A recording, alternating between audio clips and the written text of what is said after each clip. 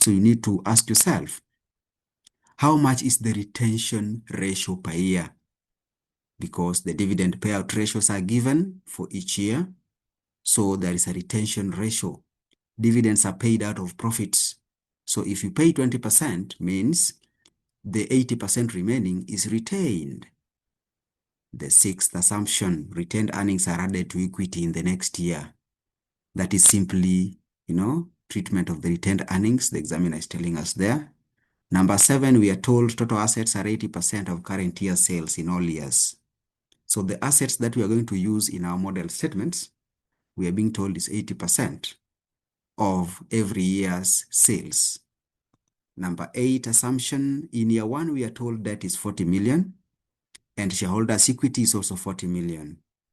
Debt is equal to total assets minus shareholders' equity. The examiner has been very kind to also add that information, but even if they don't add it, as a student in this level, you are expected to already have it.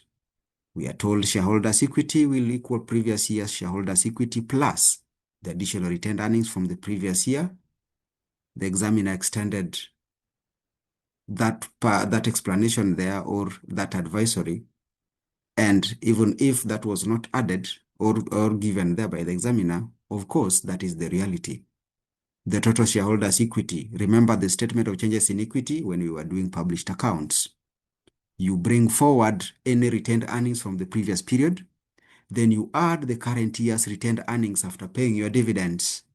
Then that is what you carry forward to the statement of changes in equity, where we talk about shareholders' equity. It is the same thing. That is the concept the examiner is saying there in words, but nothing much. It's the same story, or the information we already have.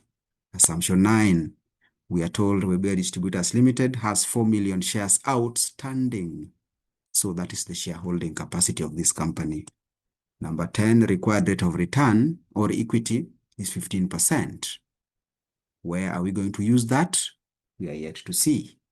Number 11, the value of the company at the end of year 5 is expected to be 10 times its earnings.